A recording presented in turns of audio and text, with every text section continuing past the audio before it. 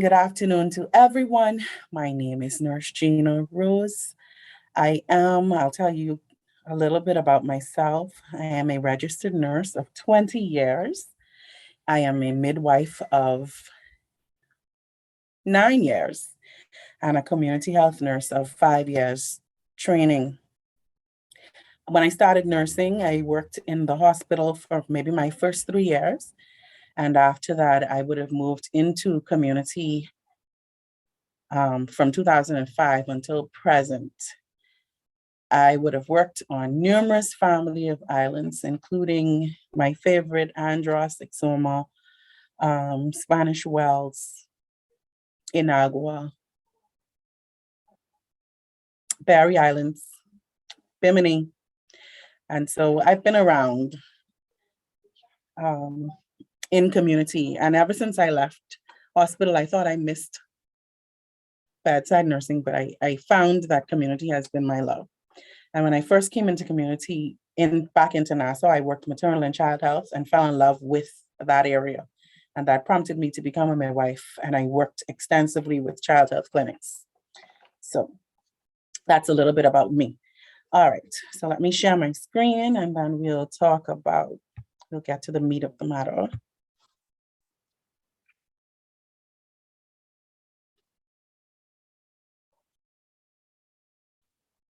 Has to do with them going through puberty around that age. Oh. And what else could happen around that age? Menarche. Okay, anything else? All right, so welcome to what I call an introduction to EPI, and EPI stands for Expanded Program on Immunization. So EPI, Expanded Program on Immunization. Our objectives for today, I have listed are 1, to briefly discuss the EPI unit, 2, define what we call immunization. Number 3, list the vaccine preventable diseases. Number 4, to briefly discuss the history of EPI and the procurement of vaccines. Number 5, state the objectives of EPI. 6, to briefly discuss the cold chain management. 7, we're going to go over the vaccines that are available in country. 8, list the vaccine preventable diseases that have been eradicated in the Bahamas. 9, to discuss the EPI schedule of vaccinations. And 10, we'll go over the COVID-19 vaccines. All right, so the expanded program on immunization was formally started in January of 1961. Prior to that, though, vaccines would have been given in country. In particular, it would have been the BCG that has to do with the tuberculosis vaccines. There was smallpox and there was polio vaccines. The program formally started, as I mentioned, in 1961, and it started with a schedule only offering 2 vaccines at that particular time, which would have been the DPT, and that they gave at 1 month, and then they gave a second and third dose at 4-week intervals afterwards, a booster at 18 months. And then there was the smallpox between 12 months to 15 months. Since then, obviously, our program has been revamped, it's been remodeled, and our scope has widened a whole lot. And as we go through, you will see what I mean by the revamping and remodeling of the unit itself. Our unit is presently located on Carmichael Road. We're in Flamingo Gardens, in the same yard where Flamingo Gardens Clinic is. Once you turn through that'll be the eastern end, where the police station is, if you know Nassau. Our building would be the first building, and then the clinic would be the second building in the same yard. Our unit is currently run by another community health nurse, Mrs. Ruth Bastian. I am her assistant, and working along with us, we have 3 registered nurses. We also have clerical staff, and at present we have some contact tracers who are working with us in getting the electronic immunization register up to par, and we'll get into that a little bit later. Our unit is responsible for ordering, storing, and the dispersion of vaccines and supplies. We tend to order vaccines once per year through the Pan American Health Organization. Those vaccines then come to us at different points throughout the year based on the way we would order them. And I'll get to the procurement in a little bit. And we would store those vaccines depending on their temperature requirements. And they would stay in storage until the vaccine is required by a clinic or a medical facility. The supplies that we provide in addition to the vaccines would be needles. We would also supply alcohol, perhaps, but that one will be as a by the way to assist with some of the clinics.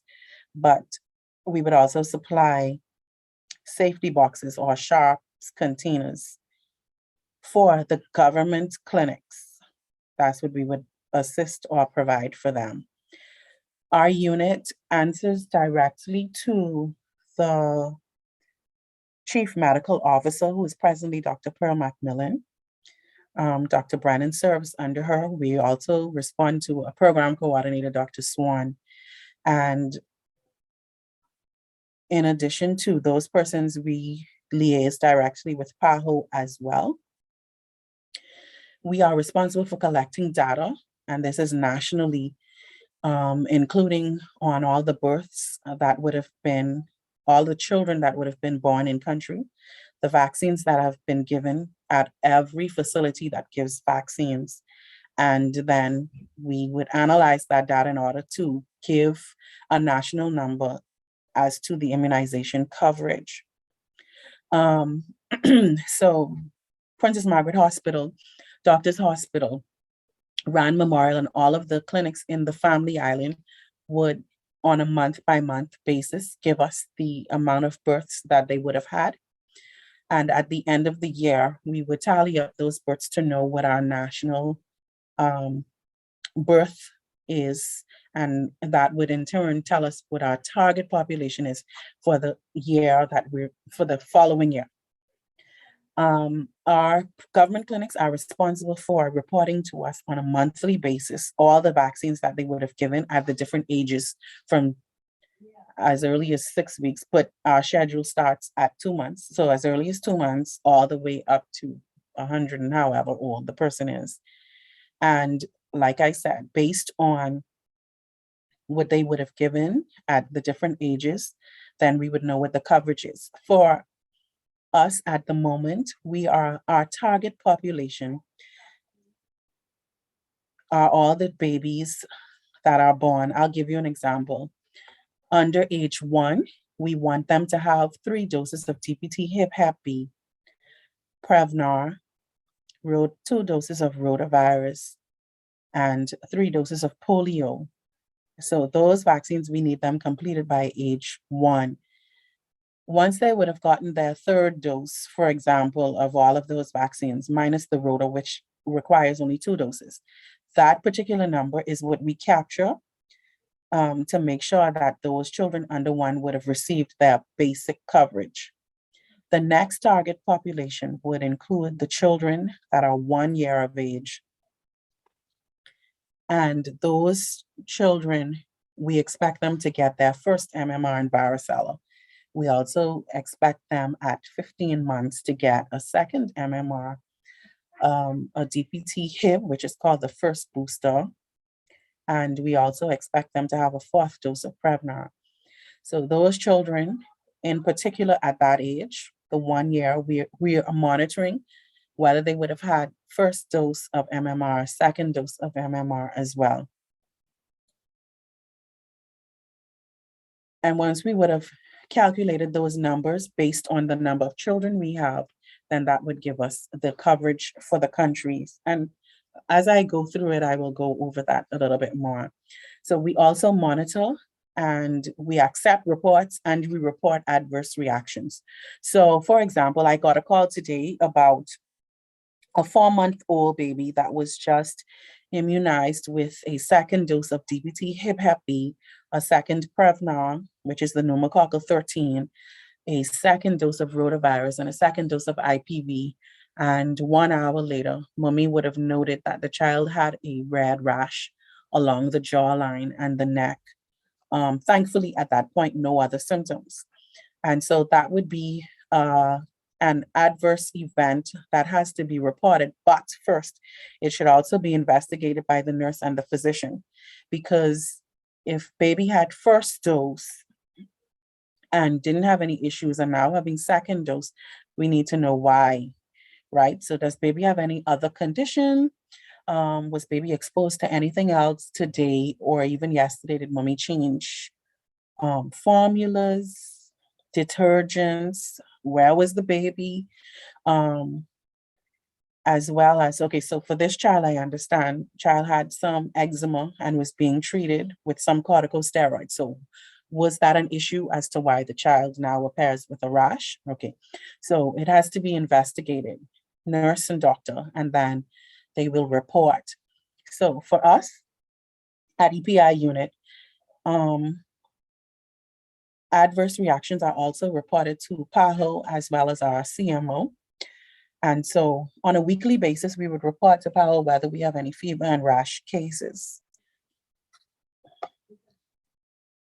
On that note, we also work closely with surveillance units. So surveillance is kind of like our eyes and ears as well. So they would let us know if we have any suspected vaccine preventable disease cases out there, and then EPI would then lead in that investigation as well. All right, so I talked about what else my office is responsible for. We also report to the World Health Organization directly about the COVID vaccines, what was given.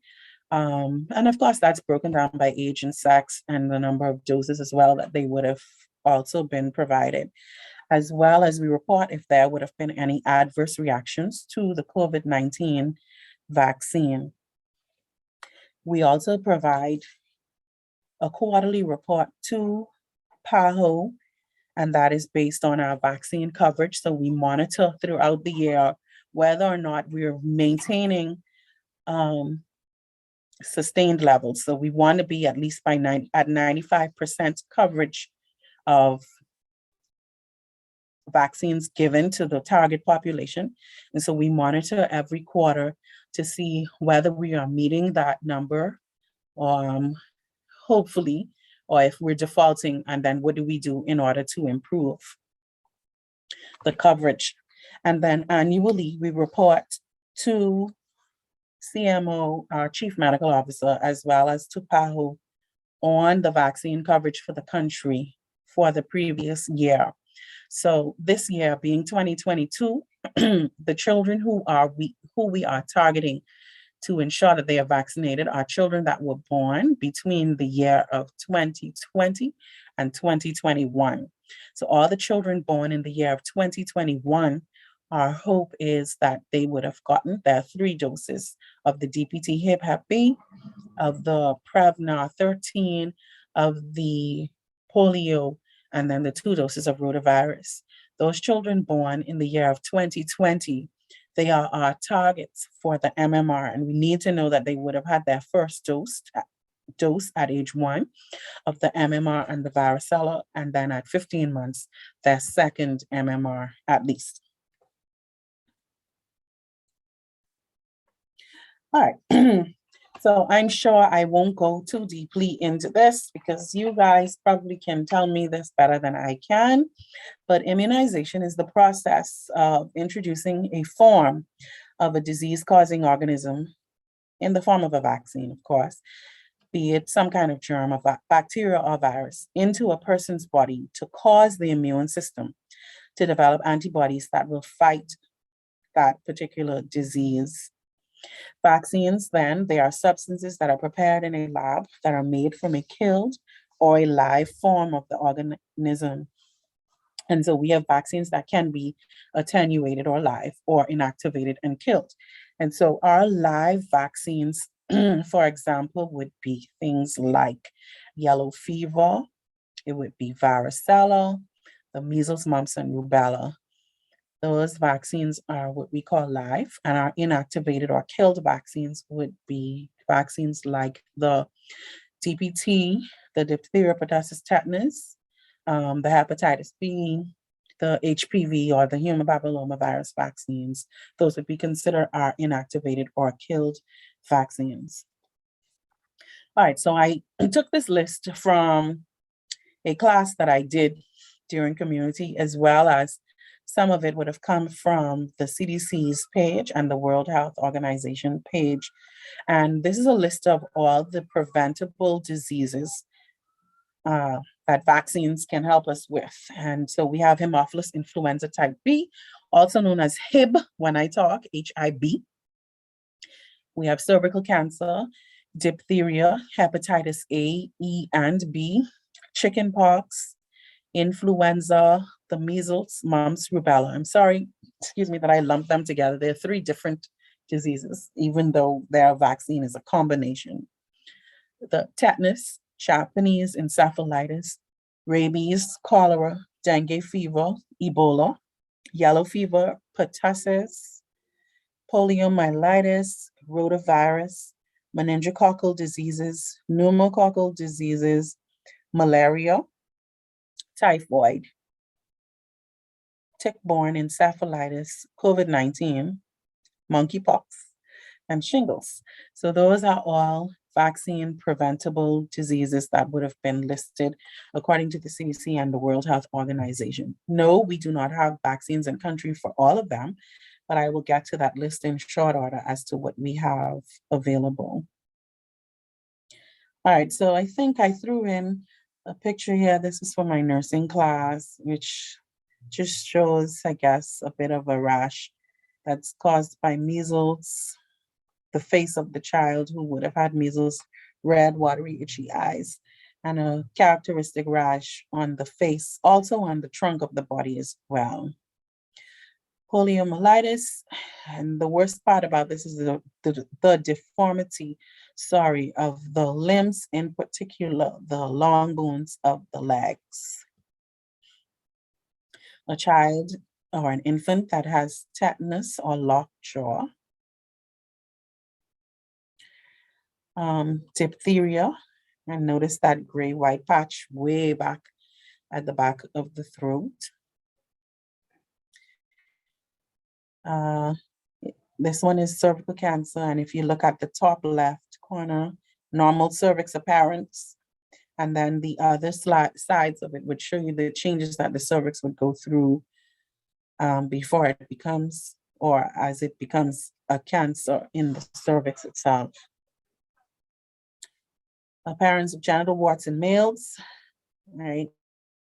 That listed there, but genital warts, but HPV vaccine has some strains that will cover genital warts and preventing them in males and females. All right, so let's go over the vaccine history in the country. Vaccines were given from the early 1950s, and then it started with the polio virus. And at that time, when you would read or research, there was an outbreak of polio in the United States, and we would have started giving vaccines to prevent. The national schedule then, as I previously mentioned, included the DPT and smallpox. In 1964, we started giving polio, and that would have been after we had an outbreak here in the country. And antenatal DT, which is the diphtheria tetanus, was added to the schedule as well. The antenatal DT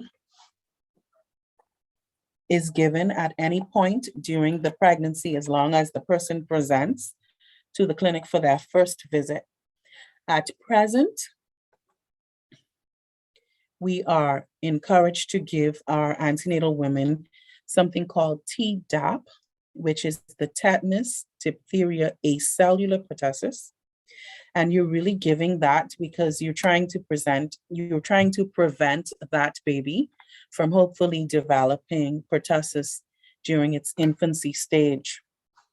The diphtheria, tetanus, let's say if a woman would have had tetanus within the last 10 years and she's pregnant now, as long as Tdap is available, that is the vaccine she's going to get during that pregnancy. If she gets pregnant again next year, she would get another Tdap because you're trying to protect the baby and not mommy. But let's say you don't have access to Tdap, but you just have the DT. And so if you only have DT and mommy is covered in terms of having tetanus within the last 10 years, then she will not get any vaccine during that pregnancy unless the vaccine has the pertussis to protect the baby. All right. In 1960 to 1979, BCG was given to newborns. In 1975, we started giving measles at age 1. 1979, rubella was given to girls aged 10 years and older. And then in 1982, there was a combination vaccine of MMR that was introduced into the population. In 1982, this is what the schedule looked like for the country. And why I have this mix up like this? Okay, so at 3 months, 5 months, and 7 months, the children were given DPT and polio, and that polio at the time was oral. At 1 year, they would come back and get an MMR. At 15 months, they then got a first booster of DPT and the polio. And then they came back between 4.5 years for the vaccines in order to get into school. And that then would have been a second booster, which would include the DPT, polio, and MMR. And then our girls at age 10 years would have been given a rubella vaccine and tetanus as well. Can anybody tell me why they think we would have given the girls at age 10 a tetanus and a rubella vaccine? Maybe. Right, it's pregnancy. So what we would have done was, you want to expand on your answer? No, that's it. Okay. All right. So remember, vaccines are preventative, right? And so our hope is that if we give someone a vaccine before an event occurs, then we would hopefully protect them. And so rubella is very, what they call teratogenic. Anyone that's exposed to rubella during pregnancy either can result in a miscarriage or an abortion, or you can have a child that's born with multiple deformities, physically and mental challenges. And so we're trying to prevent that event from occurring. And so you would give that to your preteens, just so they are protected in the event that they get pregnant. We're hoping not to, but in the event that at least they would be protected. And it's the same thing with the tetanus because of the effects on it on the musculature of the baby. Well, and mommy, but on the baby as well. And so it's preventative, in particular for that group of children. All right, so in 1991 and 1997, we had MMR campaigns held where we would have wanted to vaccinate the entire population, no matter what age you were, in order to protect persons from measles, mumps, rubella. 1999, we started with the Hib vaccine. In 2001, the Wonder vaccine was introduced, which is the pentavalent, and I call it Wonder vaccine because it has 5 different vaccines in it. And so rather than the child getting stuck 5 different times, or at least 3 from 3 different times to cover them, we have a vaccine that had 5 different diseases in it. We still use this vaccine today. However, it's just not called pentavalent. But in that particular vaccine is the DPT, that combination of diphtheria, pertussis, and tetanus. It also has Haemophilus influenza type B, which is called HIB, and it also has hepatitis B. The children then took that at 2, 4, and 6 months, and that is still the schedule now for that particular 5-in-1 vaccine. In 2003, they had a follow-up campaign for the measles, mumps, and rubella, and they also included the tetanus, diphtheria for adults, and hepatitis B for adults. And that campaign would have been held for children between the age, for the population between the age of 4 to 40 years of age. In 2006, our EPI manual was revised to include the newer vaccines on the new schedule, and influenza was introduced as well. 2012, we started giving Prevnar, and these dates, even though that says vaccine history in the Bahamas, it really pertains to the public system, the Department of Public Health, when we would have started giving, because some of the private offices that were open would have started giving Prevnar, varicella, rotavirus, and even the flu vaccines before we would have included them into our schedules. All right, so in 2012, we started giving Prevnar, and we added influenza as a part of the national schedule, and varicella was also added. 2013, we started giving meningococcal. This one is not on the schedule, but it's here. Same thing as the hepatitis A for persons who may require it. And this has been a sought after drug vaccine this year, especially for children who are going off to school, in particular in the United States of America, in Canada. The meningococcal vaccine is a must, especially if they're going to live on the campus. In 2015, we started giving injectable polio. So all along, 4 polio doses would have been oral. And then we started giving the injectable form of polio at 2 months and 4 months. And we give the oral at 6 months and then again at 4 to 5 years. The HPV vaccine, which is the human papillomavirus vaccine, commonly known as Gardasil, we started in 2015 as well. We targeted children ages 9 to 12 years. That would be males and females. However, we do have children who we would have missed or who wouldn't have, parents might not have opted to give it to them. And at that early age, but we still give it to them as long as they are in school. In 2017, we started giving rotavirus. In 2019, the immunization schedule changed, where the second dose of MMR was no longer given at age 4 to 5, but it was given at age 15 months. What happened around 2019 was there was an outbreak of measles in the region of the Americas and Latin America. At that time, the country also had an imported case of measles. And so a decision was made amongst the officials, including immunization team, surveillance team, maternal and child health, that in order to protect the vulnerable population, which would have been children under the age of 2 more so than anybody else, we would have adjusted the schedule and give them the second dose of MMR at that time. To date, we provide a number of vaccines to protect against 17 diseases in country. And obviously, our schedule has been revised numerous times to ensure best practice in fighting vaccine preventable diseases. All right, so how do we get vaccines? I mentioned earlier that we order vaccines at least once per year, and that order comes through PAHO. We are part of their revolving fund. It has been in operation for the past 35 years, and it has 41 member countries.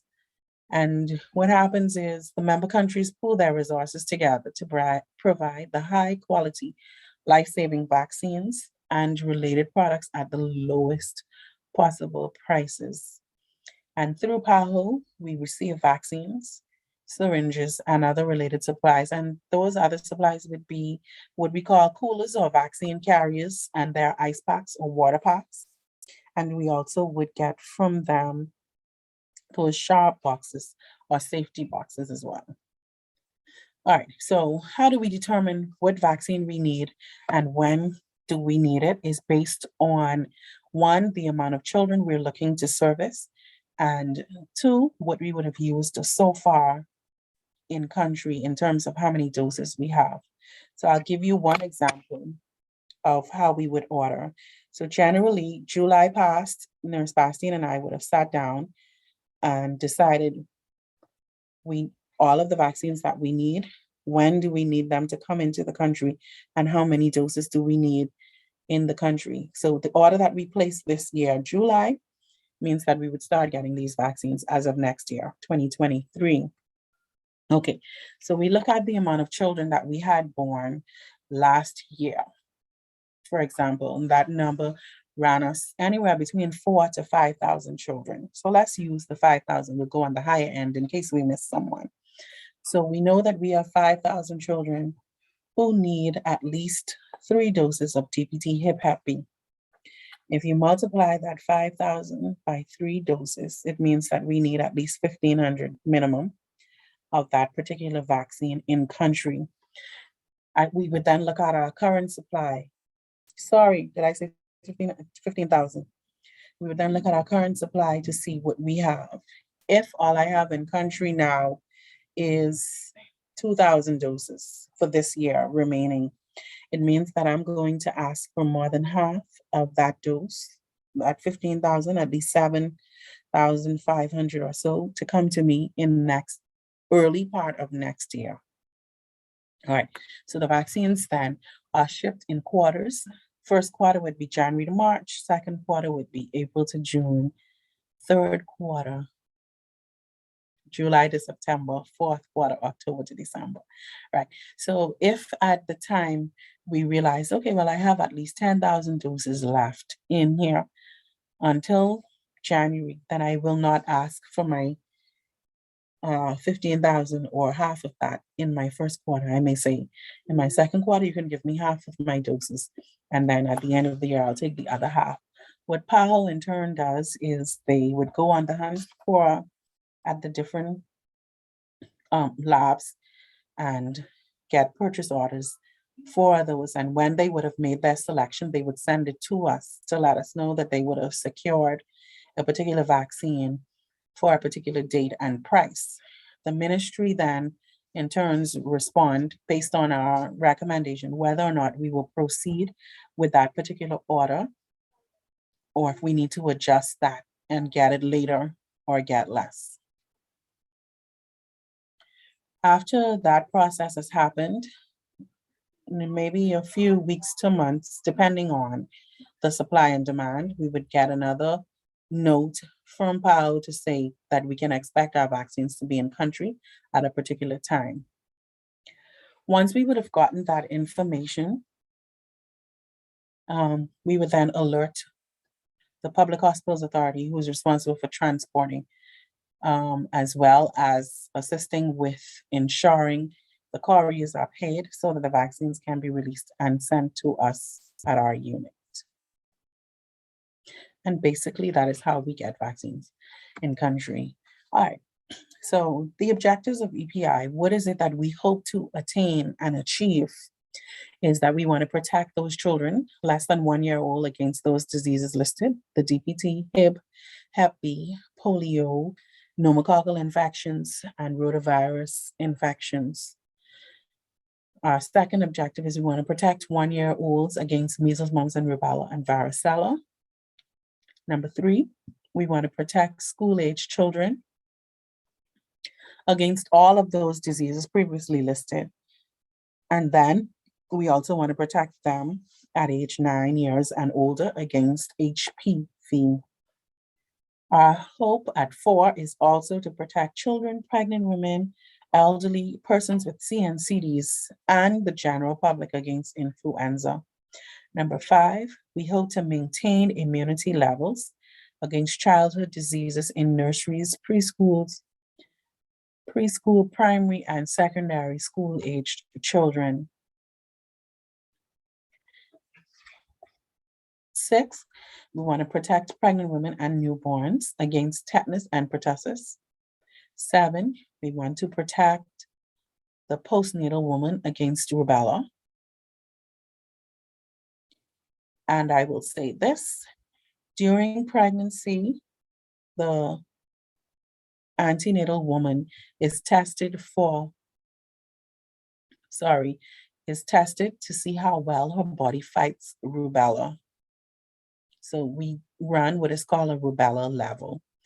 If the woman is immune, then fine. We have no further issues, no further steps to take with that particular woman. If the level is considered unequivocal or non-immune, then two things happen. That woman is tested again for confirmation that she is unequivocal, her level is unequivocal or non-immune, which means that it's less than 7. And then she's also counseled. So she needs to be careful as to her exposures and risk to rubella and its effect on the pregnancy. Following her antenatal period or having had the baby, then the postnatal woman is offered the rubella vaccine in the form of the MMR. That would be given at her postnatal checkup, which is usually 4 to 6 weeks later after she has had the baby. And then she would also be given a second dose of the MMR vaccine 4 weeks later. The woman is counseled that she should not get pregnant within 6 months of having had that vaccine because of the potential teratogenic effects that it would have on the fetus or the unborn. And so the healthcare provider would make sure as she is giving this vaccine that the patient or the woman, is placed on some form of reliable birth control. Number 8, another objective is to protect the elderly population against pneumococcal disease as well.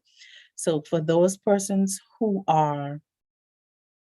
we offer the Prevnar 23 for persons who are older than 55, who have any chronic non-communicable disease like the diabetes, like high blood pressure, like asthma, some form of cancer. If the patient doesn't have any chronic diseases, usually after 65, they can get a Prevnar 23. The recommendation has been that they get, if they are well, they get a Prevnar 23 this year, and 5 years later, they get a second dose. If you have a client who has some disease, then they would get a Prevnar 23 this year and a Prevnar 13 the following year, or vice versa. I guess that depends on how the doctor may write it. But for some of our clinics, especially on the Family Island, the nurse would just automatically know that our elderly population would need a dose of the 23 and or 13, depending on the different condition that the client may have. And so our overall objective is to attain and sustain coverage of 95% for all antigens. We want to maintain the absence of indigenous cases of polio, measles, rubella, and congenital rubella syndrome, which so far the country has done a good job at doing. All right. So the cold chain is a system, or it refers to a system for receiving, storing, and distributing vaccines in good condition. It refers to the steps that we would take in order to ensure that vaccines are potent from the time it is manufactured until it gets into the arms or the thighs of the babies or the adult person that you are sticking. So there are a series of transport links in helping to keep the vaccine maintain a certain temperature range. All right. For the most part, our vaccines do not require freezing temperature, but they can be stored at cold temperature. For our fridge, And for the vaccine carriers or the coolers, the temperature in them should be between +2 to +8 degrees Celsius. The only vaccine at present that we freeze is the oral polio. The freezer then should be maintained between -15 to -30 degrees Celsius. The COVID-19 vaccines, in particular, the Pfizer vaccine, is shipped and stored at ultra cold temperature, and that is anywhere between -60 to -90 degrees Celsius. All others pertaining to COVID-19, like the AstraZeneca and the J&J, they are stored at regular temperature, which would be the +2 to +8 degrees Celsius. When we ship vaccines, okay, so let me go from the beginning. So a vaccine is made in India and it has to come to the Bahamas. That is a long way to travel. Those vaccines are stored in not just ordinary coolers. Some of them are styrofoam, but they are lined with cold dogs and ice packs on the inside and the outside of the styrofoam container or whatever the shipper is. And then they are placed in boxes. Inside the box or the outside of where the vaccine is being kept, there's a temperature logger that says with the outside of the temperature, with the outside area inside the box where the temperature is there. And then inside the box or the styrofoam container or the shipper where the vaccine itself is stored, there is also a thermometer that reads or registers the temperature and ensures that that temperature is being maintained throughout the journey of the vaccine from the manufacturer until it reaches to me. All right, so when the vaccine arrives in country and gets to EPI unit, we would then open those boxes. And the first thing we do is retrieve the temperature loggers to make sure that they are. So generally, this is what your temperature logger will look like. It actually just comes blank with no information on it. You, the person who received the vaccine, would have to fill in your information. So if you can see, that screen would usually either have a tick or an X on it, depending on whether or not the temperature was where it should have been or adequate. Once you would have taken this out, you would press the stop button, and then the stop button, you would either have a tick that says okay, and then an X if you see an alarm. So that's a blank one. This is one for what I would have received today, which is the IPV that we got. All right, if you look, you would see that I have a tick, which means that my vaccine was shipped in the temperature that it should have been shipped in.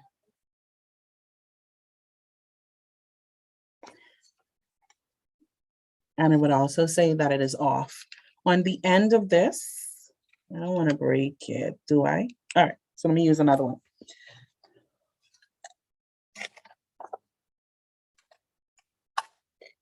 On the end of it, all of them have a USB connection, where you can insert into the computer and monitor the temperature that the vaccine would have been exposed throughout its journey.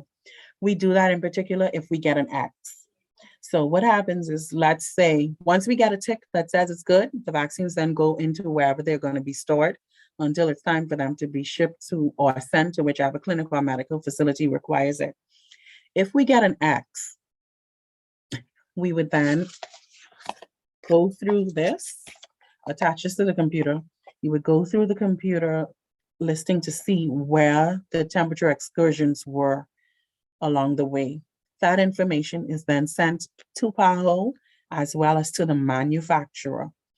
And then we would get a note back from the manufacturer who would say, okay, well, even though the temperature was a little bit colder than for this hour or 2 hours, or a little warmer than, the vaccine is still good and can be used. And then based on their review, sometimes you can get where they would say you cannot use it. And then on that note, the vaccines would have to be discarded or returned to them.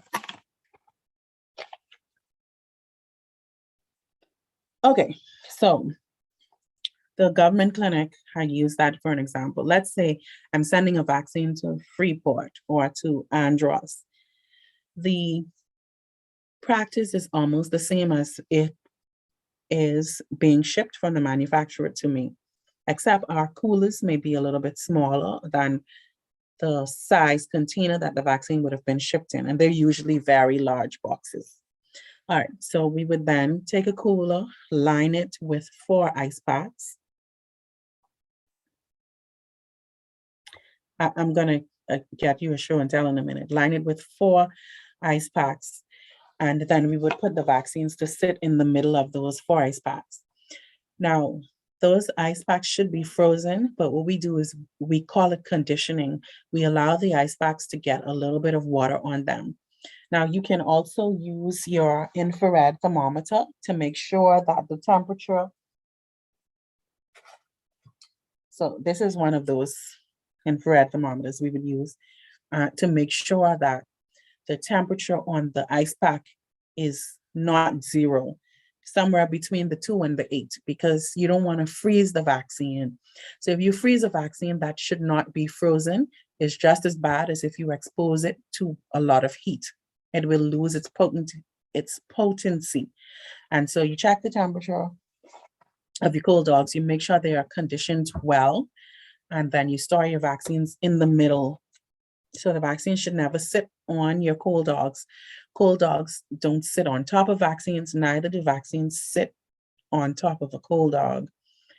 So they just surround the vaccines, and then you would securely close that box, tape it, seal it, label it.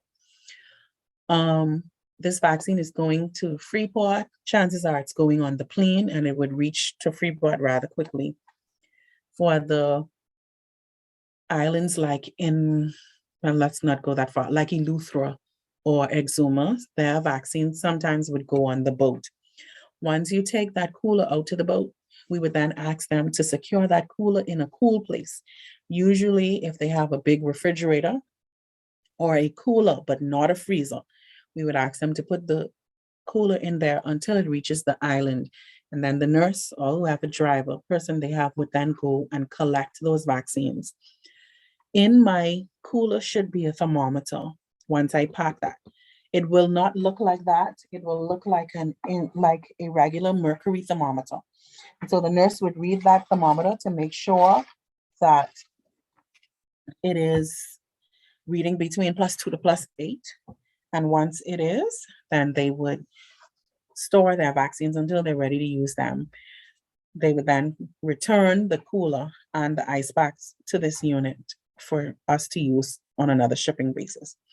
The temperature for our fridge or our coolers in the unit and in any facility should be monitored at least twice daily. There are some fridges where persons, especially in the private sector, may have the digital thermometers where there's a probe that sits inside the fridge and they don't have to open the fridge door, which is fine. And so they would just read the temperature from on top of the fridge and record it. For those of us in the public sector, we would have mercury thermometers. And so those thermometers, you would have to open your fridge to read it. So morning and evening, you would record your temperature and graph the temperature reading that you would have gotten. So here's a copy of a temperature graph. If you notice, we have highlighted, that's the range that the fridge should be. So whenever you graph it, it should fall between those 2 orange set of lines, which +2 would be the lowest temperature and +8 degrees Celsius would be the highest temperature.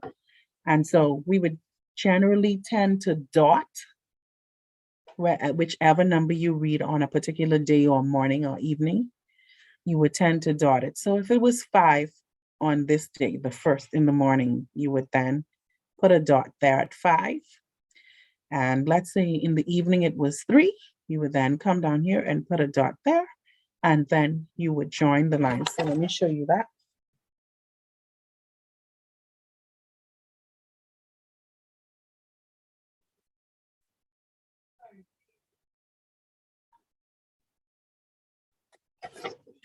All right, so hopefully you can see that. So I put 5 o'clock in the morning when I checked it, it was 5. In the evening when I checked it again, it was 3. So there are the 2 dots, and then you graph it. And hopefully throughout the month, your temperature would have been maintained between that +2 and +8 degrees. Within the fridge itself, where the vaccines are stored, there should also be water bottles. All right, sorry, getting ahead of myself. Okay. All right, so generally in our medical facilities and clinics, we have apartment-sized refrigerators. There are some doctors' offices who have these tiny little fridges, bar-like fridge that we're moving away from, because the recommendation is if you don't have a medical grade or pharmaceutical grade type fridge, then for rural or R type areas, you can use a 2-door apartment sized refrigerator. So it must have a freezer on the top, and then the fridge at the bottom. We do not accept fridges that are 1 door, even if it has a little freezer in the top, because you're hoping that the fridge be able to maintain a certain temperature accurately. And so the 2-door freezer does a better job at maintaining the temperature that you need. Freezer up top, cooler at the fridge at the bottom. Your freezer should have ice packs in it, and the fridge itself should have water bottles. Those water bottles, the number of water bottles in the fridge would depend on the size fridge that you have. So in the fridge door, you should have at least 3 water bottles, maybe 4. And it could be, I don't want to say this size, but it could be this water. You can have a bottle maybe this big, or even like the very large fridge. Some of them have the gallon size water bottles in them. And at the bottom of the fridge, you should also have water bottles as well. In the freezer of your fridge, if you are holding oral polio for a long time, then the polio will go in the freezer. But let's say you are a small community, small clinic, the polio can be held in the top of your fridge. It doesn't have to be frozen. And then all of your other vaccines obviously would be inside your fridge. On the top shelf of your fridge is generally your live vaccines, but in particular, that which should be up there would be the MMR and the IPV. Your next shelf should have the other live vaccines, like the yellow fever, like the rotavirus. And then on your third shelf, if there's a third shelf, would have all of your other vaccines, your DPT, your hepatitis B. Sometimes, depending on how the size of the fridge or the amount of shelves it has, all of the live vaccines may be together on that top shelf, and then everything else on the second shelf. Vaccines only should be in your refrigerator. Please, no medications, no food, no insulin. The only other thing we accept to be in the fridge may be the mantu, but nothing else is supposed to be in the fridge. No freeze pop for the children, even if it's the freezer and nothing's in it. So nothing else except vaccines should be stored in the fridge. You will only go into your fridge if you have a need to, and your need is to check the temperature. At the time when you're checking the temperature in the morning is the same time you're going to take out whatever vaccines you're going to use that day. At the time when you're checking the temperature in the evening is the time when you're going to replace the vaccines or return the vaccines to the fridge that you did not use that day, that were maintained in the cold chain throughout the day. So just twice daily, you're allowed to go into that fridge. Your fridge should be kept in a cool place away from sunlight or direct heat. It should be at least 4 to 6 inches away from the wall. There should be a tight seal on the door of your fridge. And again, I can't stress it enough, you only open the fridge when necessary. The fridge should be standing sturdy on the ground, and it should have a surge protector as well. And the surge really is because of the way our power company sometimes operates. So if you want to protect your unit, you would probably put that on a surge. You need the fridge to stand steady because there are some vaccines that cannot or should not be constantly shaken. And so the fridge needs to be standing steady on the ground, as well as you don't want them to be running into each other and mixing up or falling and breaking. Vaccines should never sit in the fridge, in the door of the fridge, and they should not sit on the wall of the fridge either. So I started doing inspections at some of our private sites. We generally assess the government clinics at least once per year, unless we need to go more often than that. Some of our private facilities have vaccines. I mean, a large amount of vaccines for a very small fridge, and they're stacked right up. But if you have a fridge that's too full with vaccines, then that's not going to maintain the temperature throughout as you would. Yes, wherever the thermometer sits may give you a 2 to 8. But when you check out another section of your fridge, you may have a warmer than normal temperature, and you don't want that. And so to prevent that, your vaccines, there should be adequate space between each vaccine in the fridge. So the polio, there should be a space between the polio and the MMR, and they should be on the rack in the center of the fridge or on the side, but not sitting on the walls of the fridge either. You also want to store your vaccines in mesh containers, and those containers would help.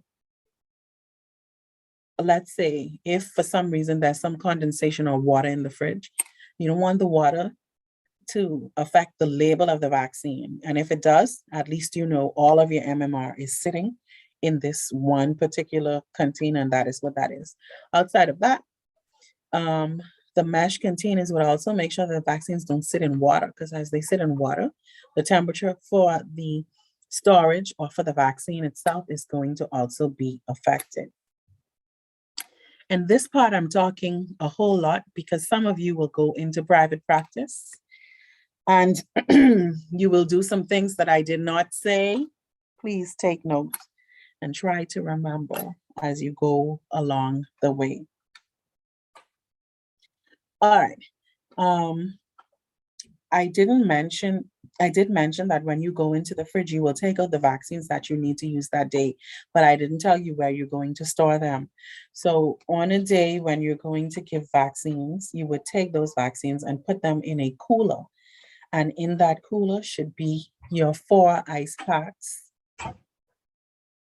that would have already been conditioned and ready for you to use for that particular day. So the vaccines can be held in a cooler for a certain amount of hours. If it is an approved carrier, the ones we have, the vaccines, and once the ice packs are properly conditioned, and the conditions outside are good, the vaccines are good in that cooler or our carrier from 24 to 48 hours before that temperature is going to be affected. All right, so what we have in country are the following vaccines. We have the DPT, and I should have clumped this together because this vaccine is a combination. It doesn't come by itself. All right, so we have DPT, hepatitis B, and Hib as one vaccine.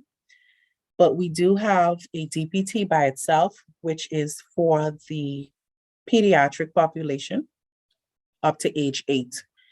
We also have a DT combination, which is diphtheria and tetanus, and that is for adults or children 9 years and older. We also have polio, which is in an oral form and an injectable form. We have hepatitis B, hepatitis A, and then the MMR, which is the measles, mumps, and rubella combination as well.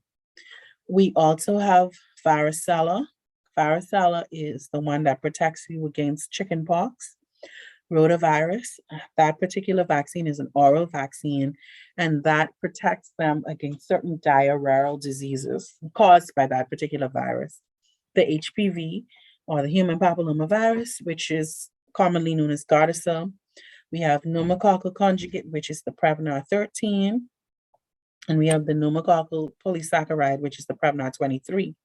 We also provide meningococcal conjugate. Now, the meningococcal we have is the one for the subtypes ACWY.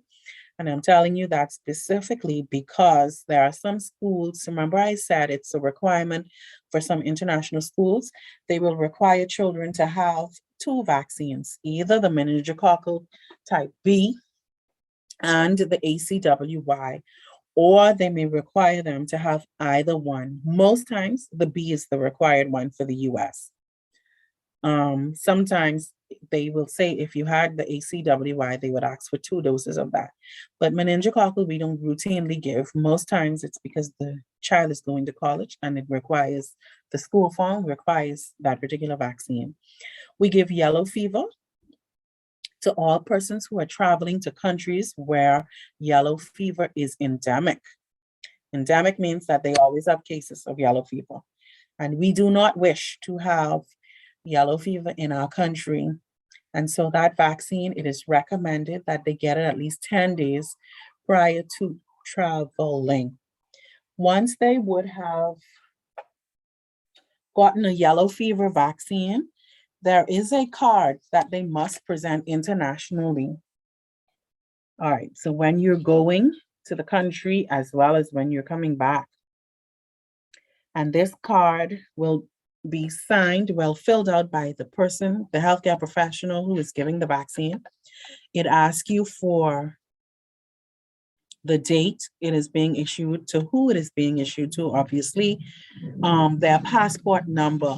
It also asks you for the type of, the name of the vaccine, its expiration date, your name and signature as the healthcare provider.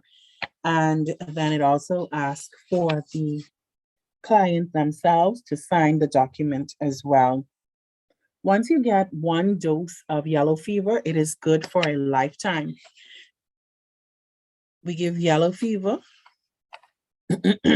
sorry, as early as age 9 months up to age 60 years of age. Yellow fever is one of those deadly communicable diseases that affects international trade. If a person is coming to the Bahamas from a place where yellow fever is endemic, they have to present proof of vaccination. We've had cases or events where persons were turned back because they did not have proof of this. And if we let them into the country without proof of yellow fever, it means that that was an emergency. I don't know what kind of circumstance. I know of one case in that regard. And that was because that was a parent of a child that was ill here, came from the States, from internationally. But this person was quarantined when they arrived, and they were given the yellow fever vaccine when they arrived as well in country. But that's not something we encourage. That would have been a very, very immediate circumstance. Give me 1 second, guys. Do we have any coolers packed yet? I need a cooler with some ice packs. I just want to show them. Thank you, Mom. All right, and then we have the seasonal influenza vaccine that's given for babies 6 months and over. The vaccine that we had this year, the dose applied to everybody, be it a child or an adult. It was the same 0.5 mils. So sometimes, depending on the kind we have, the dose will change depending on the age. So the vaccine that we had last year, all children under the age of 3, they got 0.25 mils, and everybody older than 3 got 0.5 mils. That vaccine can be given subcutaneously or intramuscularly. If the child has never had influenza before, or this would be their first time getting the vaccine, anyone under the age of 9, then they would get 2 doses of the influenza vaccine 4 weeks apart. But if the person has had influenza before or had a vaccine before, then they just need 1 dose of the vaccine every year. So the flu vaccine we have now expires the end of this month. We're no longer using that because we expect a shipment between September and October for the new flu vaccine. And every year the vaccine changes a little bit depending on what virus or strain of the influenza virus they find in circulation. And that is why testing is also important in our country. And that's a side note, so that you can know which strain your vaccine is actually good for preventing. And I'm talking specifically about the seasonal influenza flu vaccine.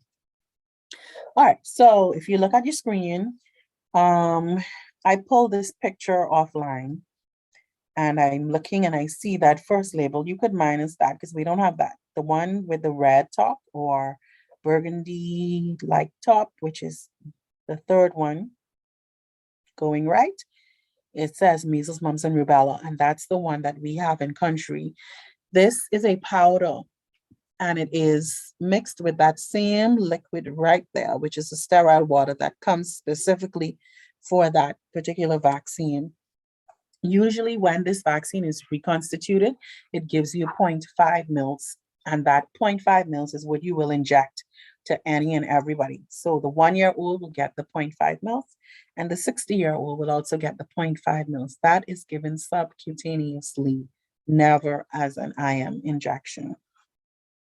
And you do need 2 doses of MMR for a lifetime protection against measles, mumps, and rubella. We're hoping that we can maintain the eradication of measles from our country. So 2 doses, MMR. Oral polio. This is a multi-dose vial. And in this vial, as you can see, that are 20 doses. The one we have now only has 10 doses in them. But how you give it is you squeeze the dropper tip with clean hands. This tip never touches the mouth of the person you're giving it to because you're using this for multiple persons. And so it's usually 2 drops. You squeeze into the tongue, onto the tongue, or into the mouth of the person at each visit that they require the oral polio.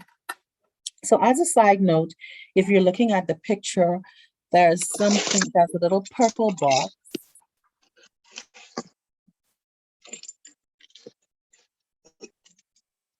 Dr. Moxie, you were going to stop me?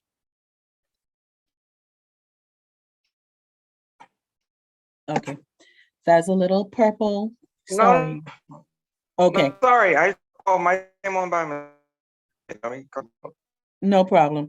There is a round circle that's purple, and in it is a white square. That there is a vaccine monitor. And anytime that square changes color, it indicates that the vaccine itself has been exposed to a temperature where it shouldn't be. Either it's very cold or it's too warm. And so some of these will come with literature that tells you, okay, so if it's a light purple, chances are you can use it. You get a dark purple, you can't use it, or if you get some other kind of color. So it gives you a guide as to let you know. Sometimes this changes color if the vaccine is about to expire as well. And so that vaccine monitor is on a number of our vaccines, and it helps us let us know whether or not expiration date is near, or there's been some temperature excursion, whether it's too cold or too warm at the time. All right, this is the pediatric DPT. It's usually most of the tetanus-based vaccines are cloudy vaccines. And this one looks like the cloudiness is to the bottom and the vaccine is at the top, and that separation is quite normal for this vaccine. You would simply just invert it a few times until the entire vial is cloudy again. What you draw from this is 0.5 mils and that's given intramuscularly as well. This TPT is for children up to age 8 years of age. This is also a multi-dose vial. So let me point here as well. So you're gonna clean the top of this for every time you're going to inject into it to take out a dose for a child. So we should get 10 persons vaccinated from this one vial. If you open this vial today, being the 18th of August, you're gonna label that it was opened on the 18th of August, because in 28 days, this vaccine is no longer good. If you have 9 doses left, if you have 1 dose left, once the 28 days has passed, it is no longer good and you have to get rid of it. So it's discarded. I want to go back to this. So the measles, mumps, and rubella, I said, is a powder that you reconstitute. Yes. After 6 hours, this is no longer good. So we try not to encourage people to mix ahead of time. You mix the vaccine as the person is sitting in front of you. Because let's say you mix 50 doses because you expected 50 people to come and only 29 persons come. That's how much vaccines we have to waste. Another 21, eh? And so we try not to mix ahead of time. You mix as the persons appear. So after 6 hours, that immunization, that vaccine there is no longer good to be used. The 28-day rule applied to the oral polio as well. So anything that's multi-dose, after 28 days, it must be thrown away or discarded. This is the HPV vaccine, what it looks like, the one that we have. It's a 1-dose vial, it's single dose. You don't have to mix it, comes as a liquid. It's 0.5 mils. That's given IM as well in 3 doses, and I'll go over that when I get to the schedule. All right, so the last reported cases of vaccine preventable diseases in country. So last case, I'm sorry, I couldn't get you a more specific timing, and I'm sure this is going to be now more than 15 years, but last reported case of diphtheria, polio, and neonatal tetanus would have been more than 10 years ago. Last measles case, not imported, endemic, would have been 1997. Last pertussis case, 1996. Last tetanus case, 2007. Last rubella and congenital rubella syndrome, 1998. This child did survive, but he is mentally challenged. He is nonverbal, but he can hear. So he hears you. He's able to follow some kind of command. He walks, but he walks on his toes with a limp. And he has thankfully been able to acquire some life skills. So he can feed himself. Obviously, he's a grown man now, born in 1998, has a bed and everything. So he's able to feed himself. He knows when to go to the bathroom. So he's thankfully a little bit functional on that regard, but cognitively can do nothing much. All right, so 2009, last month's reported mumps case.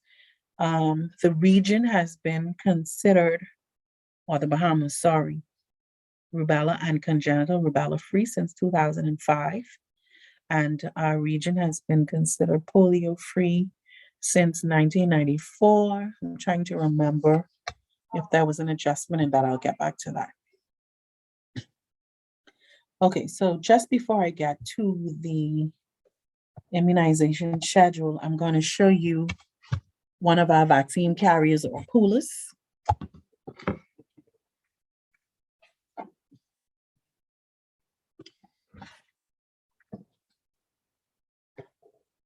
All right, so as you can see, it's small, very handy. And just how you're only supposed to go into your fridge at least twice a day is the same concept. You only go into the cooler once you put vaccines in it unless it is absolutely necessary. So on top of it, the label actually says, stop. Do you need to open it? All right. So this is what we would use when we're setting up for a campaign if we're going to give vaccines in the clinic, or even in this building when we vaccinate. And this is also the same thing we would use as a carrier to transport the vaccines as well. All right, that's the cover. In this is also a sponge. This sponge generally has some little holes in it, if you can see. And that is so you can secure your multi-dose vials in the top.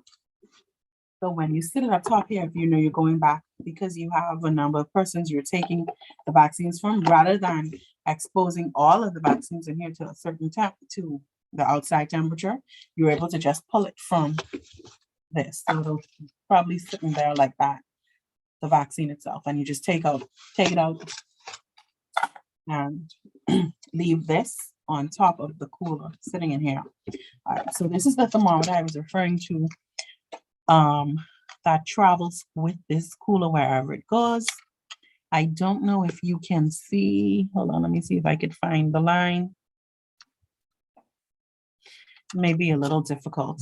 I don't know if you can see it, but there's a blue line that's climbing up in the middle, and that will, wherever that blue line stops is where your temperature reads. At the moment, this temperature is reading 7 degrees Celsius to me. And it will continue to climb the longer I have it outside of the box of the vaccine carrier. Okay. Right here on that side where there's the 0, that green highlighted area tells you that that's the desired temperature that you want it to be in. If this cooler was being used, or this thermometer, in a freezer, this side over here, where you see 0 and all the way to 30, there's a highlighted range there. That's 15. And that's look like 25 would be the freezer temperature that you want this thermometer to read. So over here would be for the fridge. That would be for the freezer reference because it's freezing temperature on that side. But that green highlighted area is the reference as to what you want the thermometer to read. So if you can see the blue now, to me, that blue is heading for 15. Can everybody see that? Wake up, y'all. Can you read it? Yes. Okay, thank you. I just need to know that you can see it. All right, so the green in between that 0 and 10 is the desired temperature that you want the thermometer to read for the vaccine. And then over here is your freezing temperature guide, which looks like it's between -15 and -25. All right. So also, so inside this cooler, and it's kind of difficult, but maybe if I lift this.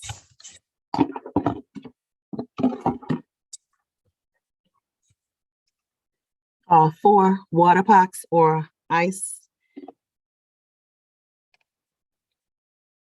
I see. Yeah, so there are 4 of them. As you can see, they're lining the cooler and nothing sticks to the bottom.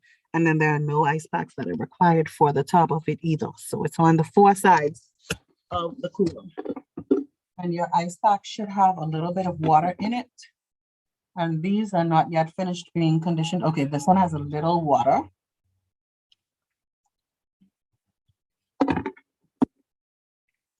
This one is still frozen as well.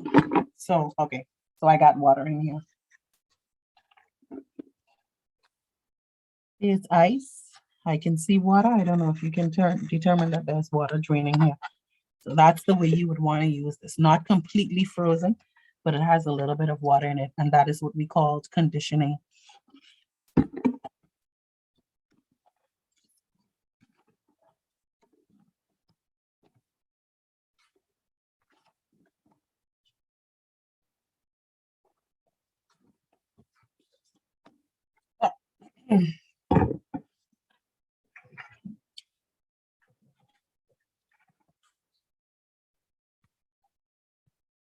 All right, so let's move on to the present immunization schedule for the country. And this is what everyone should be following. If you are in Freeport, if you are in Inagua, if you are in New Providence, whether you work Flamingo Gardens Clinic or if you work doctor's hospital, pediatric clinic, or you work the walk-in clinic pediatric clinic, this is the schedule of vaccines that the country is supposed to be following. So baby gets the first shot at 2 months, and all of these vaccines at 2 months, 4 months, and 6 months are given intramuscularly. And I'll separate them in the middle, but I'm saying IM and not subcutaneous. So they're all given intramuscularly, and they're all given in the thigh, top outer region of the thigh. Top outer region of the thigh. Either thigh, left or right. And we use both because of the number of shots they have to get either way. So DPT Hep B combination, that's 1 shot, that's IM. The polio is 1 shot, that's IM as well. The Prevnar is 1 shot, that is IM, and the rotavirus is oral. So you have 3 injections to give this baby and 1 oral dose of vaccine. So we would put at least 2 vaccines in one thigh and the other, or the third vaccine, in the other thigh. At 4 months, so they come back 8 weeks later and they get the second dose. Same thing, 3 injections and an oral dose. Then they come back again in 8 weeks at 6 months and they get a third dose of the DPT Hep B, third dose of a Prevnar. And I tell you what my stars mean. At this point, the polio is oral. However, if the clinic does not have oral polio for whatever reason, an injectable polio can also be given at this visit. Rotavirus, the kind that we have in our office, is called Rotarix. Rotarix is usually a 2-dose vaccine. You give it at 2 months and at 4 months. It has to be started before the baby is 4 months. So no later than 15 weeks, and it must be completed by 6 months or 24 weeks. There are some private physicians, or at some point we had a rotavirus that was called Rotatech, and Rotatech is a 3-dose vaccine, but we don't carry this. I just made a note of it there though, so you can know. So the Rotatech would be given at 2, 4, and 6 months, and that itself must be finished by 8 months of age. All right, so after these primary 3 vaccines, the child comes back at 12 months and gets the first measles, mumps, and rubella and first varicella. The MMR and the varicella is given subcutaneously. That's into the fat and not the muscle. These vaccines are now given in the arm of the baby and no longer the thigh. So subcutaneously and in the arm. When the child comes back at 15 months, the child will then get a DPT Hib, which is what we call the first booster. That's given IM in the arm as well, intramuscularly in the deltoid in the arm. The Prevnar, which would be the 4th and final dose, is also given in the arm, IM. And then you give them the second MMR, or measles, mumps, and rubella. That is given in the arm as well, and that is given subcutaneously. Okay, so here's the recommendation for this. You can give multiple vaccines in an arm, but they must be at least 1 inch apart. For us, now that 1-year-old, most of them, their arm is a little on the smaller side. So we give them 2 vaccines in one arm and 1 in the other. So our recommendation here is you give 1 IM and a subcutaneous. So if you give the DPT Hib and the MMR in one arm, and then you come back in the other arm and you give the IM Prevnar in the other arm. I'm going to use my big arm, for example. So my deltoid, the triangle that you're looking for, is all the way up here. You would give your IM up here. And your subcutaneous, if you give your IM up here, then at least 1 inch, or count 2 finger breadths down, and then you would give your subcutaneous below that. And I'm telling you this again because a lot of you will go into private practice, and instead of hiring a nurse you're gonna want to do it yourself, and you would need to know how to do it correctly yourself. All right. So after 15 months, the child then comes back between the age of 4 to 5 years to get a second booster. And this booster would be the DPT peds, which is an IM injection, and the varicella, which is the subcutaneous injection. That's the final dose of the varicella that they require. And the polio here is oral. And again, if we have no oral polio, then the IM polio is what we will use. As a matter of fact, in some first world countries, they use only the injectable form of polio, which I'm being told eventually, I guess, the region or the Bahamas may move towards this as well, where we only give injections as opposed to the oral polio. All right, so between the age of 10 to 12 years, hold on one second. The child is given adult DT or a Tdap, as well as they will start the HPV vaccine series. That vaccine is given in 3 doses. If you give the first dose today, which is August 18th, the child will come back in 2 months. It's usually 1 to 2 months, but let's say we'll use the 2 months scheduling. They will come back in October and get the second dose. And then for the third dose, it's 6 months from the first time the vaccine was given.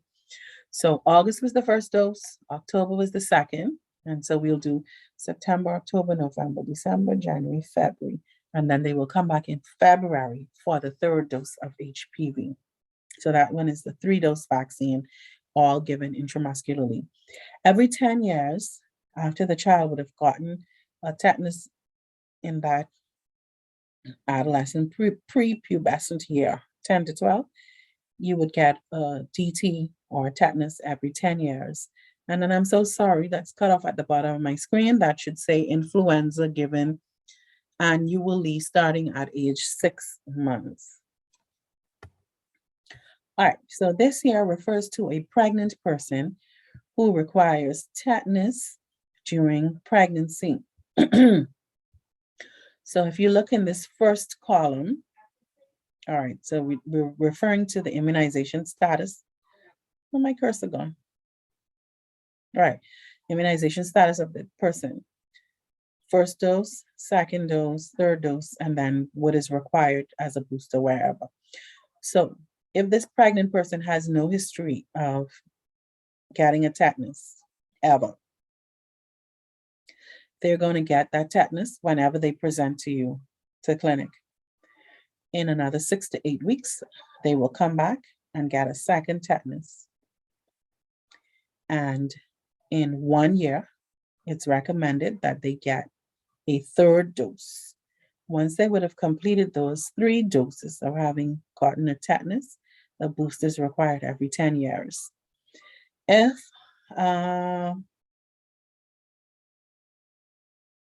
they had a history of having had 2 doses, then the only thing they would require is 1 dose of Tdap for this pregnancy. If the person is up to date, they would still require a Tdap during this pregnancy. If they are not up to date with their tetanus status, they would still require a Tdap during this pregnancy. And so this note says all pregnant women should receive a dose of pertussis. However, pertussis is not by itself, and that is why they are required to get a Tdap in the pregnancy to protect that baby. And it doesn't matter the amount of tetanus that they receive, that's not going to harm them or the infant. It is quite safe to do that. All right, so I'm almost there, guys. COVID-19 in the Bahamas, we started giving vaccines in March of 2021. We started with AstraZeneca, and then we added in August of 2021 the J&J, and also in August of 2021 we started giving Pfizer vaccines. AstraZeneca was a 2-dose vaccine. It was stored in normal cold storage between +2 to +8. It was an IM injection given 8 to 12 weeks apart. The J&J was a single dose vaccine, 0.5 mils IM, and that was stored in regular temperature as well. However, and I didn't note this earlier, J&J, if it is stored at freezing temperature, it is good until the manufacturer date, label date on the bottle. If it is stored in regular temperature, it is good for 4 to 5 months, according to the literature.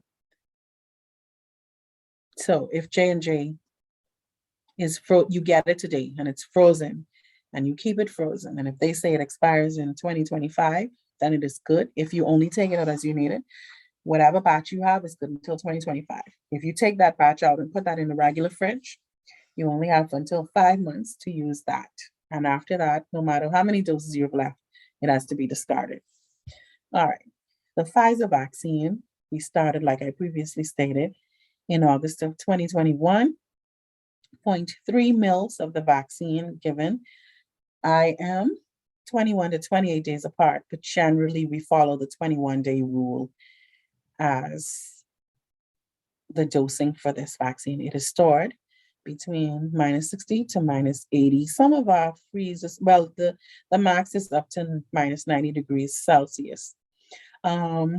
At present, Pfizer vaccine is the only COVID-19 vaccine that we have in country that is being offered. We have Pfizer vaccine for the adult population, that's persons aged 12 years and older. And then we also have Pfizer vaccine for the pediatric population, those aged 5 to 11 years of age. The dosing for the children aged 5 to 11 is 0.2 mils. And the dosing for the adult is 0.3 mils.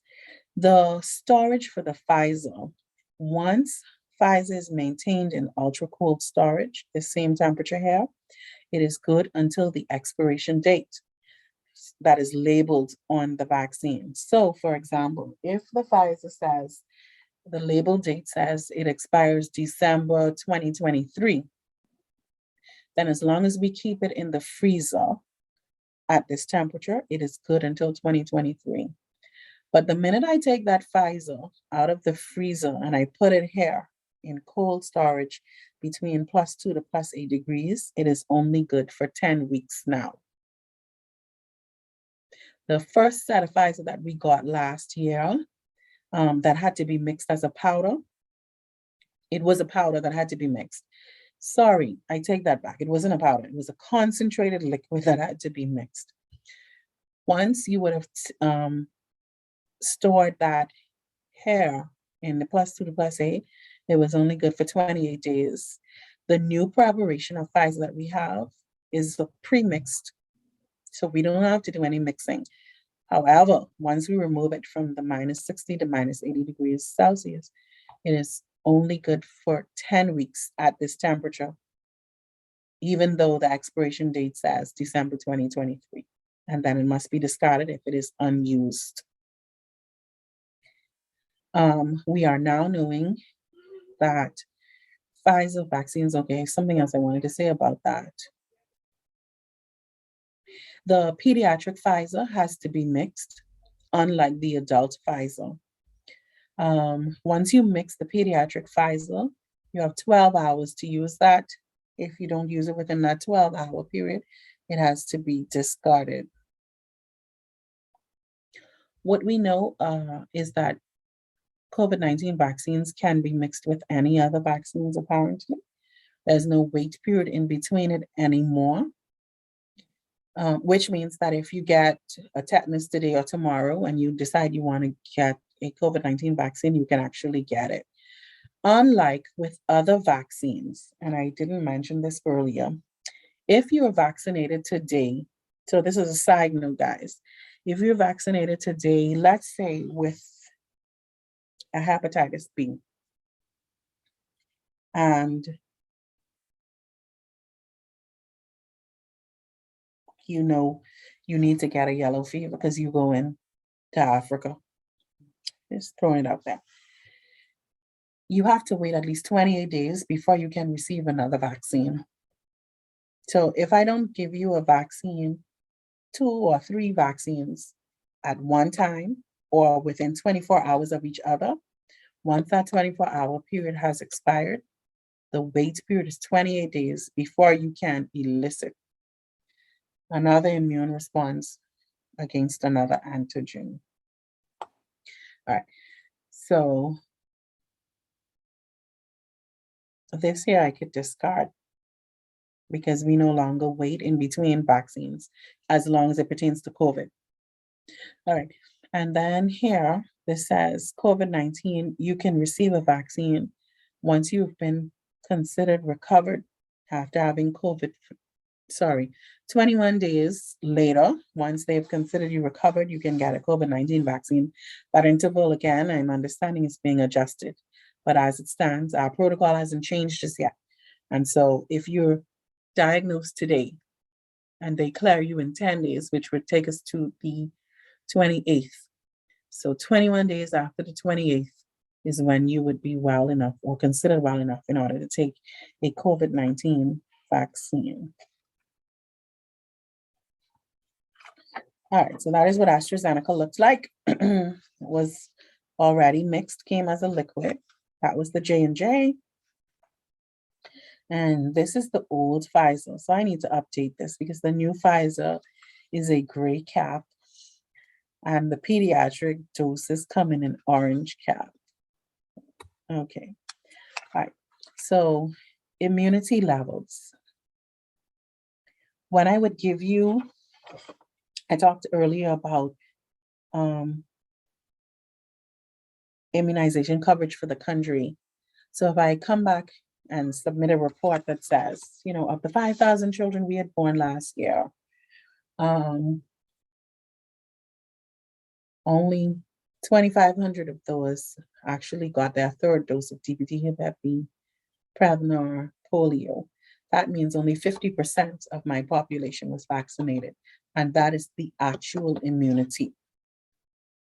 That's a number figure I'm measuring. My herd immunity applies to the number of persons who would have been vaccinated and persons who probably would have been exposed to a particular disease. And that number then covers the unvaccinated persons, depending on what number that herd immunity is at, then covers my unvaccinated persons because their exposure to a particular disease is less. So they talked about what the herd immunity should be for COVID-19. And originally, I think it was in the 70s until it reached to the 90s or so because of how contagious, if I want to use that word, the disease actually is. And the level of transmission is what helps also determine what herd immunity should be at. So for the Bahamas, the World Health Organization recommended that for us, and I'm not talking COVID now, just regular vaccines and antigens, that we should maintain immunity levels at 85%. Our goal is that we want to maintain immunity levels at least at 95%. So if we reach that 95%, it then means that only maybe about 5% of our children or population who may not be vaccinated would still be protected from certain diseases. So the more persons you have vaccinated or protected from a disease, it means that the less, hopefully, you would have of transmission in the community. And those that are unvaccinated or can't be vaccinated would also be protected because you have a high level of actual immunity and herd immunity within the population.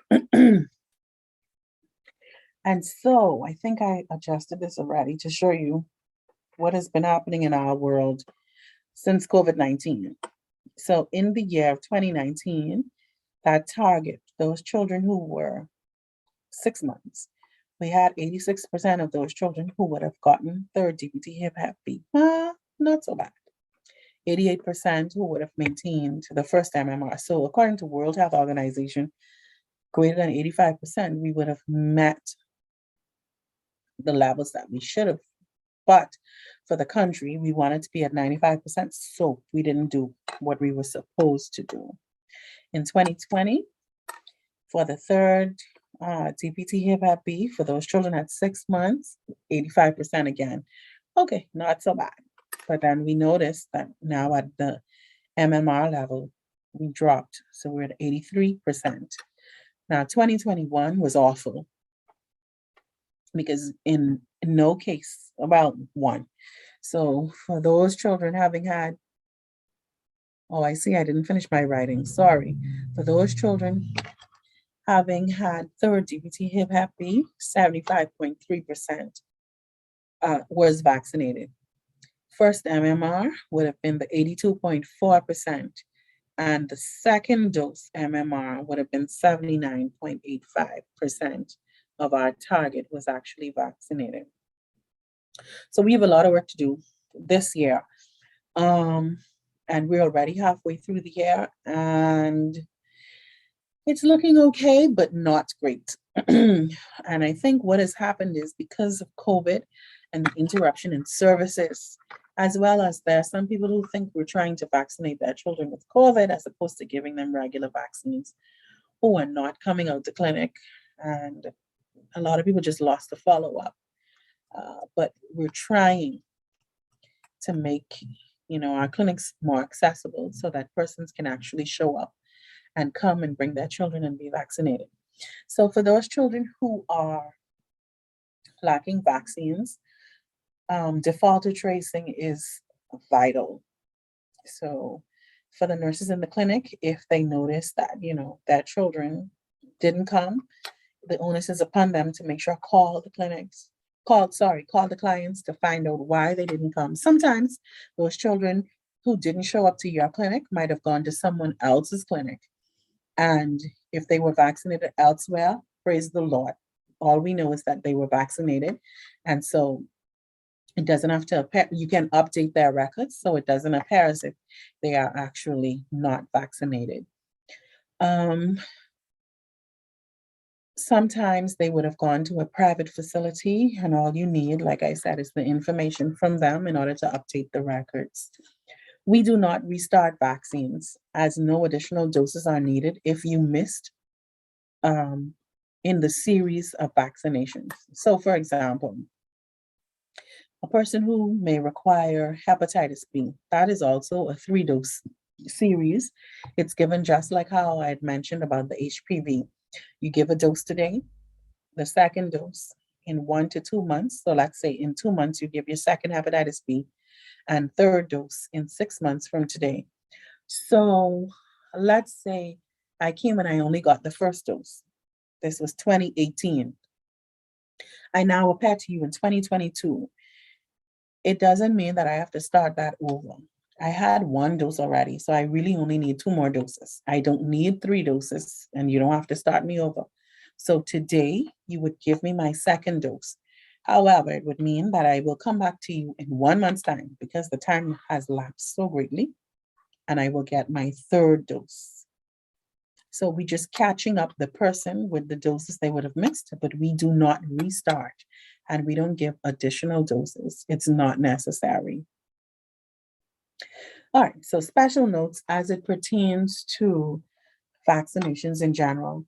All of our government clinics give vaccines, and they are given free of charge, no matter which one you get. You don't have to pay for it. So if you're in Freeport, if you're in Inagua, if you're in Exuma, as long as you present yourself to a government clinic, the vaccine is given free of charge. We have maternal and child health clinics, meaning that all they see is women and children. And those clinics would be Town Clinic, Coconut Grove Clinic, Fox Hill Clinic, Adolescent Health. Well, I need to fix that. Blue Road Clinic. All right, so I have a little note there about Fleming Street. So Fleming Street sees pregnant women or women in general on their maternal side, but they do not see children. But the children that are born to the pregnant woman that went to Fleming Street, they would go to Blue Road Clinic, and that is where they would receive their vaccinations. At the moment, Coconut Grove, Fleming Street and Blue Road operate out of one facility, just at different days and times. And so they're all at Fleming Street Clinics building on Fleming Street. But like I said, it's just operated at different days and times. Adolescent health sees teenagers, male and female, and their children. But you hardly ever see males come there, even though it's there for them. But it's mostly occupied by females and their babies. And adolescent health will keep a baby upward to age 1 or 15 months. And after that, those children are supposed to be seen at the other government clinics wherever they live in the area in which they live. So adolescent health will see them, the pregnant teenager, the baby from 0 to 15 months. And then after 15 months, they are transferred to the clinic nearest where they live. The polyclinics means that they see maternal and child health cases, and they also see what we call ambulatory cases. So be it that you're coming for high blood pressure, be it if you come for a cold, be it that you came because you were struck by a car, or you're picking up medication and you just need a physical or whatever. That would be your polyclinic. They are the Flamingo Gardens Clinic, Elizabeth Estates Clinic, Gambert Clinic, Adelaide Clinic, even though it's very tiny, and South Beach Clinic. South Beach Clinic was closed temporarily, yes, because they were seeing COVID-19 cases.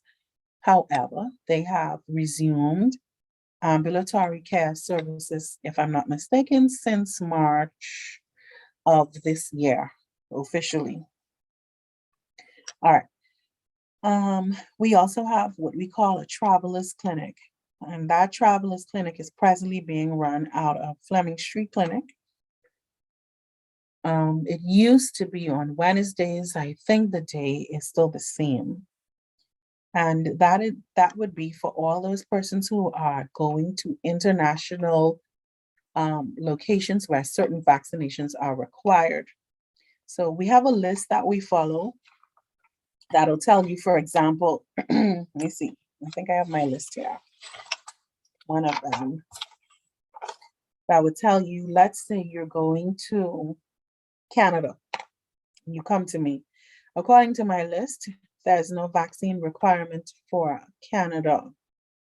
But if you're going to someplace like Guatemala, then according to my list, you need yellow fever to get to Guatemala, and you also need a malaria prophylaxis in order to get to, or as you're traveling to Guatemala.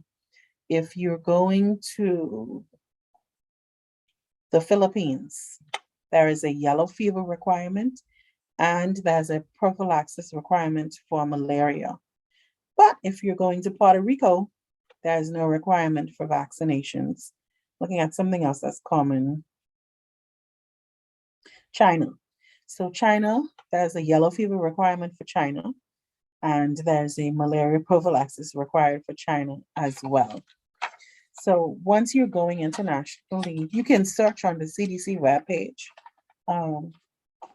or you can make an appointment at the Travelers Clinic that will be out of Fleming Street, and they will tell you what you require before you traveling. In any event, before a person travels, you should have received some vaccination or the prophylaxis required at least 10 days. I would say 2 weeks minimum to be on the safe side before traveling. So it shouldn't be that you leaving on Friday and you come into me today. No, that don't help none of us. But it's at least 10 to 14 days before travel.